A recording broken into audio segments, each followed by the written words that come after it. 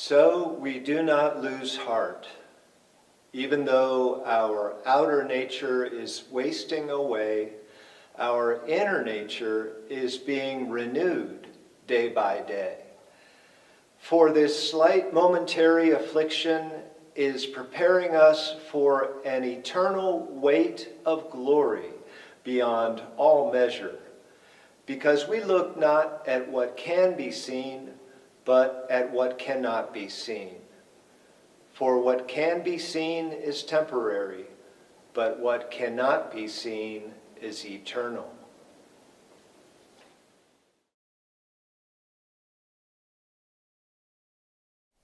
I consider that the sufferings of this present time are not worth comparing with the glory about to be revealed to us.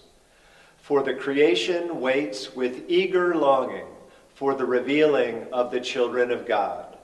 For the creation was subjected to futility, not of its own will, but by the will of the one who subjected it, in hope that the creation itself will be set free from its bondage to decay and will obtain the freedom of the glory of the children of God. We know that the whole creation has been groaning in labor pains until now, and not only the creation, but we ourselves, who have the first fruits of the Spirit, groan inwardly while we wait for adoption, the redemption of our bodies. For in hope we were saved. Now, hope that is seen is not hope, for who hopes for what is seen? But if we hope for what we do not see, we wait for it with patience.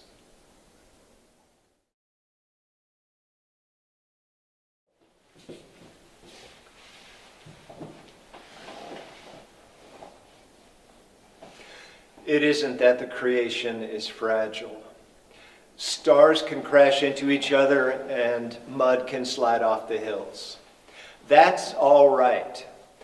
That's just the dynamic, wonderful creation.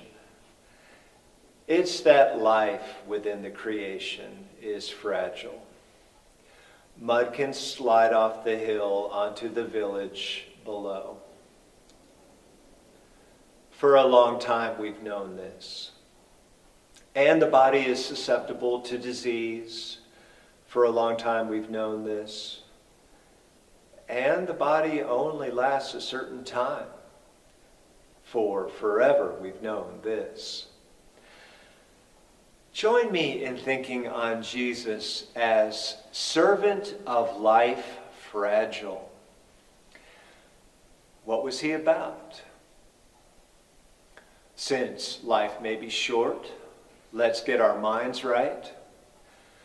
Since life may be short, let's get our hearts right. Since it is fragile, let's heal, repair, feed, clothe, shelter, teach, lift up, bless. For lives can be strengthened. And what better work is there to do? What was he about? Let's enjoy life with integrity and gusto while we can. However long it is, let's leave a legacy. And so that others may have a chance, even those yet unborn, let's take down the powers that are taking too much for themselves. Join me in thinking on Jesus as servant of life fragile and as liver of life fragile. How did he do it? The way that he did it was with trust. That trust was in God, and that trust was in resurrection. He believed that God is God of the durable as well as of the ephemeral. God is God of durability as well as transience. Durability. Now, that's something that a 111-year-old congregation in a 500-year-old branch of the church, in a 3,700-year-old faith tradition, knows something about.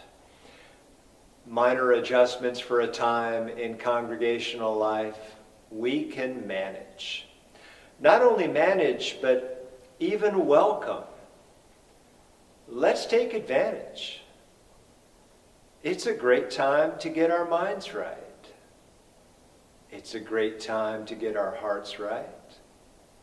It's a great time to heal, repair, feed, clothe, shelter, teach, lift up, bless. What better work is there to do? It's still a great time to enjoy life with integrity and gusto. It's a great time to build a legacy. It's a great time to get our lives right.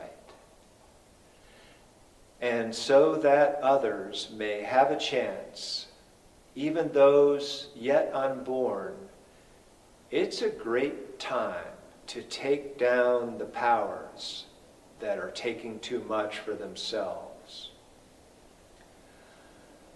People of Jesus, people of the incarnate one, livers of life fragile and servants of life fragile, in a dynamic and wonderful creation, let it be so. Amen.